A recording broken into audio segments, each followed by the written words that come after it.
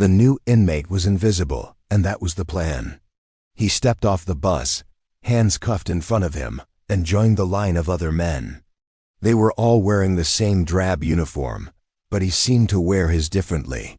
It hung on his frame as if he were a ghost, a man already resigned to fading into the background. He was not big, but not small. He wasn't muscular, but he wasn't weak. He was just there. And in a place like this, just there was often mistaken for weak. This was a place that ran on fear. It was a concrete kingdom with its own set of rules and its own king. The king was a large man, built from years of yard time and prison food. He had a scar that ran from his left eyebrow down to his jaw, a permanent sneer carved into his face. He didn't have to be loud. He didn't have to threaten. His presence was enough. When he walked into the mess hall, conversations would dip into silence. When he wanted the television channel changed, no one else's hand was on the remote. He was the leader of the prison's most powerful gang, and he saw everything. From the moment the new inmate was processed and dumped into general population, the leader was watching him. He watched him with a bored, predatory interest. The way a cat watches a mouse, it can't be bothered to chase ... yet. The new inmate was a puzzle. He didn't join a group. He didn't try to make friends. He didn't show fear, but he also didn't show any confidence. He just observed. He sat alone during meals, eating his food slowly, his eyes scanning the room. He walked the perimeter of the yard during rec time, his pace never changing. To the leader, this quiet was an insult. It was a lack of respect. In his world, you showed fear, or you showed force. This new man showed neither. He was a blank page, and the leader felt an urge to be the one to write on it. The first test came 2 days in. The new inmate was in the shower block, a place where vulnerability was a given. One of the leader's men, a young jumpy kid trying to earn his stripes, cornered him. "What's in your locker, new fish?" The kid asked, trying to make his voice sound deep. The new inmate just looked at him. He didn't tense up. He didn't raise his hands. He just held the kid's gaze, his eyes calm, almost tired. He said nothing. He simply reached for his towel. The kid, unnerved by the lack of reaction, shoved him. "I'm talking to you." The shove was hard, meant to send him sprawling on the wet tiles. But something strange happened. The new inmate didn't fall. He absorbed the push, his foot sliding back a half inch, his balance instantly recalibrated. It was so fast, so fluid, it was almost invisible.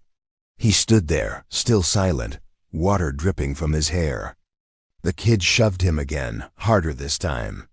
And again, the new inmate just adjusted. He moved with the force, not against it. He didn't fight back. He didn't even look angry. He just looked disappointed. Frustrated, the kid looked over his shoulder. The leader was watching from the doorway, his arms crossed, his scarred face unreadable. He gave a slight nod. The test was over. The kid backed off, muttering. Later that day, in the mess hall, the leader decided to handle things himself. The new inmate was sitting at his usual table, alone. The leader and his crew walked over, their trays clattering down. The entire hall went quiet. The leader sat down directly across from the new inmate. He was so close, they could feel each other's breath. "I hear you're a quiet guy," the leader said, his voice a low rumble. "I don't like quiet guys. Makes me think they're hiding something." The new inmate slowly looked up from his tray. He met the leader's eyes. For the first time, the leader saw something in them. It wasn't fear. It was nothing. An empty room. "I just want to do my time," the new inmate said, his voice soft. The leader laughed, a harsh, barking sound. "Do your time? You're in my house. You do my time." He leaned in, his voice dropping to a whisper. "And in my house, everyone pays a tax. Even the quiet ones." The new inmate didn't move. He didn't speak. He just sat there. This was it. The final disrespect. The leader's eyes turned to ice. He'd given this man a chance to show fear, to show respect. Now he would make him show it. "Stand up," the leader ordered. The new inmate, after a long pause, slowly pushed his chair back and stood up. The leader stood up to meet him. He was a full head taller, 100 pounds heavier. He was a mountain of a man. The new inmate was his stick. "You're a brave man," the leader sneered. "Or just stupid." He postured, puffing his chest, getting right in the new inmate's personal space, trying to get a flinch. The new inmate didn't flinch. He just watched. His hands, which had been at his sides, now hung loose, but his thumbs were tucked in, a tiny, insignificant detail. "I'm going to teach you the rules," the leader said. He shoved the new inmate, a hard, two-handed push to the chest, expecting him to stumble back to fall. But he didn't. The new inmate's body twisted at the last second. He didn't block the shove, he redirected it. He used the leader's own momentum, pivoting on his foot, and the massive man stumbled past him, catching himself on the table. The hall was dead silent. No one had ever seen the leader lose his balance. The leader, embarrassed and now furious, turned around. His face was red. "You're dead," he growled. He swung, a huge, looping right hook, a punch that had knocked out men twice his size. It was a sledgehammer coming at the new inmate's head. The new inmate didn't back up. He didn't duck. He simply moved his head. He tilted it 3 inches to the left. The leader's fist, carrying all his weight in anger, flew past the new inmate's ear, so close it moved his hair. The leader, having thrown everything into the punch and hit nothing but air, was now wildly off balance, his whole side exposed. The new inmate was still standing there. He hadn't thrown a punch. He hadn't said a word. He was just there. And in that moment, the entire prison, the leader and his crew, all realized the same terrifying thing. This wasn't a mouse. This was a snake. And for the first time, the man with the scarred face felt a cold sting of doubt. He looked at the new inmate, who was now looking back at him, not with fear, but with an almost bored, professional focus. The king had just tried to punch a ghost, and missed. The mess hall was a snapshot, frozen in time. 100 men held their breath, forks halfway to their mouths. They had just seen the impossible. The king, the scarred leader, had swung with all his might, and the new ghost had simply not been there. The leader stood there, his arm overextended, his balance wrong. He felt the air from his own punch. He felt the sudden shocking emptiness where a head should have been. More than that, he felt the cold eyes of every man in the room on his back. His authority, his entire reputation, was balanced on the head of a pin. He pulled his arm back, his face a dark cloud of rage and, for the first time, confusion. The new inmate was still standing in the same spot. He hadn't moved. His hands were still loose at his sides. He just watched. "Guards!" Someone yelled from the back, breaking the spell. The sound of heavy boots was approaching. The leader knew he had seconds. He couldn't attack again, not with the guards coming. He would be sent to solitary, and his crew would look weak. He had to save face. He stepped back, straightening his shirt, a mask of cold control falling over his features. He pointed a thick finger at the new inmate. "You're lucky," he growled, his voice low enough so the approaching guards wouldn't hear. "The bell just saved you." The new inmate just blinked, a slow, calm blink. He offered no reply. He just turned, picked up his tray, and walked toward the return window as the guards burst in, shouting for everyone to get back and settle down. But the damage was done. The new inmate hadn't landed a punch, but he had scored a devastating victory. For the rest of the day, the prison was electric. The story was told and retold in the yard, in the cell blocks, in the laundry. The whispers became a roar. He made the boss miss, slipped it. Like he wasn't even there. Did you see his face, the boss's face? He was shook. Who is that guy? The new inmate was no longer invisible. He was a myth. He was the ghost. Slippers, the guy who dodged the hammer. He was still silent. He still walked his perimeter in the yard, his pace never changing. But now, people watched him. They gave him space. Some looked with respect. Others looked with fear, wondering what the leader would do next. Because the leader had to do something. In the small, cramped cell that served as his office, the leader was pacing. He was not a calm man, but he was a smart one. He had stayed on top for 5 years because he knew how to read people, and he had read this all wrong. "Find out who he is," he snarled at his 2 top men. "Boss, he's a nobody," one said. "Just got transferred from a medium security up north." "Nobody?" the leader spat. "A nobody doesn't move like that. That wasn't a lucky duck. That was something else." He was waiting for it. He wanted me to swing. The thought sent a chill down his spine. Had he been played? Go to the library. Get the log. Find out his full name. I want to know where he was born. I want to know what he ate for breakfast. I want to know everything. His men scrambled. They knew this was more than an insult. This was a challenge to the entire power structure. Meanwhile, the new inmate was in his cell. The excitement of the mess hall was a million miles away. He sat on his steel cot. He was staring at his hands. They were steady, not a single tremor. He had been worried about that. He closed his eyes. He wasn't seeing the prison. He was seeing a different place. A place with ropes, a bright white canvas floor, and the roar of a crowd. He could smell the sweat, the resin, and the metallic tang of blood in the air. He could hear his trainer's voice, a gravelly yell from the corner. Head movement. Footwork, don't get lazy, make him miss, make him pay. He had spent a lifetime learning to control the chaos. He had trained his body to move before his mind even had to think.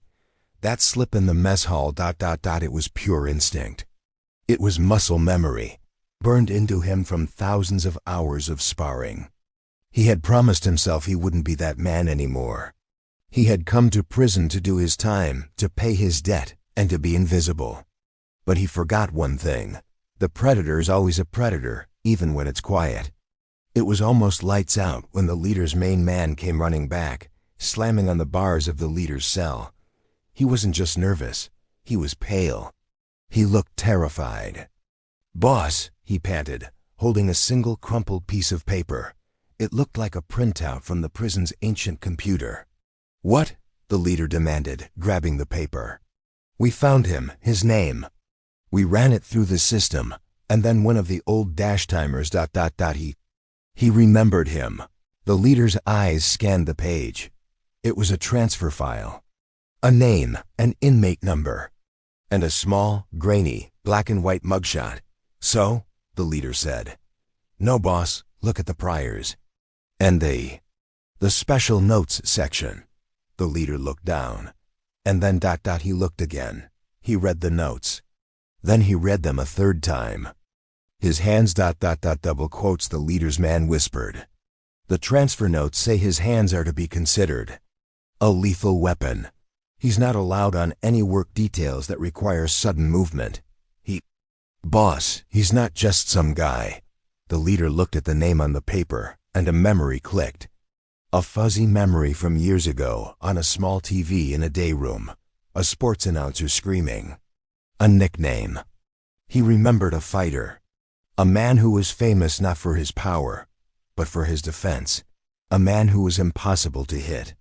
A man who would let his opponents punch themselves into exhaustion before he ever threw a combination. A man they called the Ghost because you could never touch him. The leader dropped the paper. His blood ran cold. He looked up, his eyes wide with a new hint of understanding. The man he had tried to humiliate in the mess hall. The quiet, invisible man. He wasn't a former inmate. He was a former world champion. And he, the king of the prison, had just picked a fight with a legend.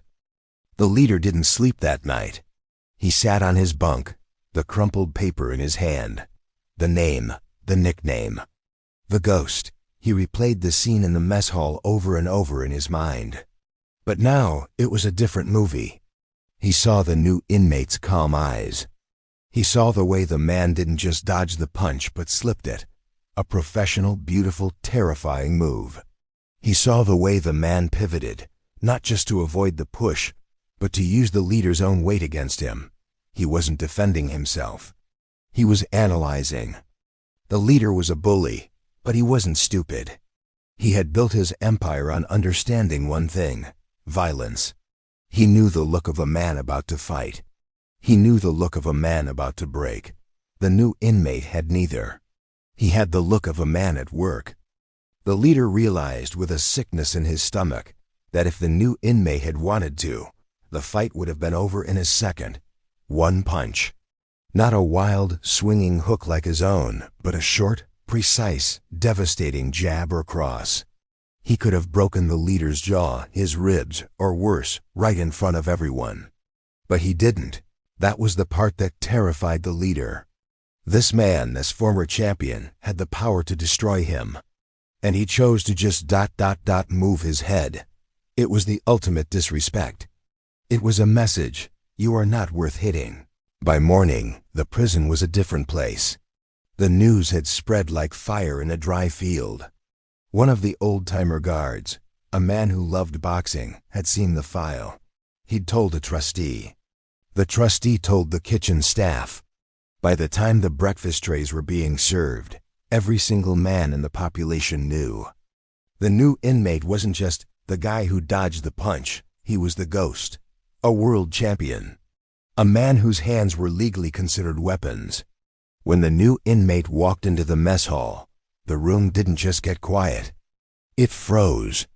Men who were stirring their oatmeal stopped. Men who were laughing with their friends. Their laughter died in their throats. They watched him. They watched him get his tray. They watched him walk to his usual table, the one in the corner.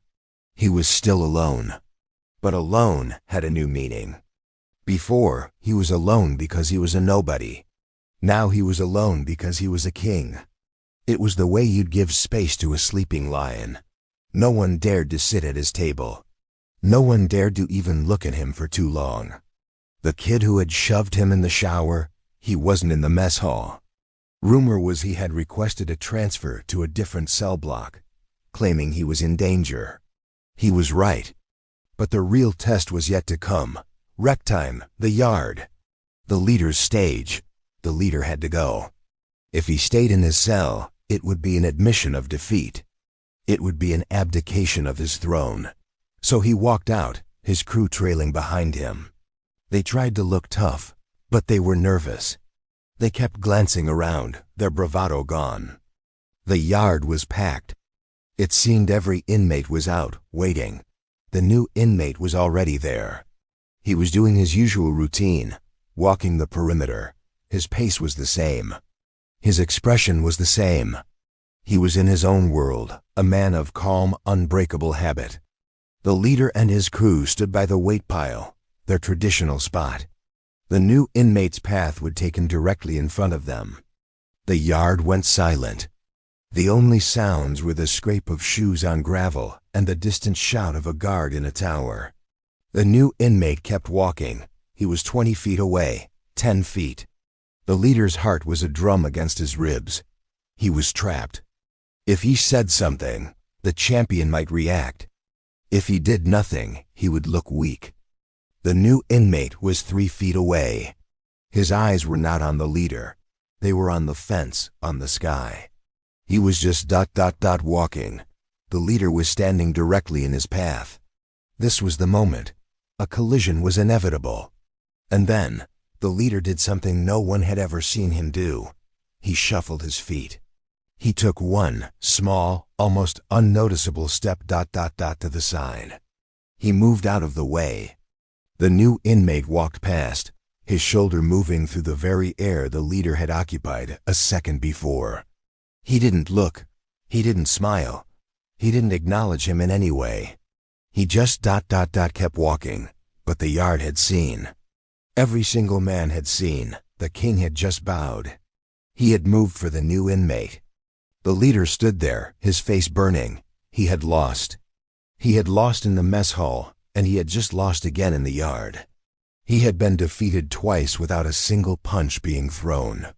From that day on, the new inmate was left completely, totally alone. He had the respect and the fear of the entire prison. No one spoke to him.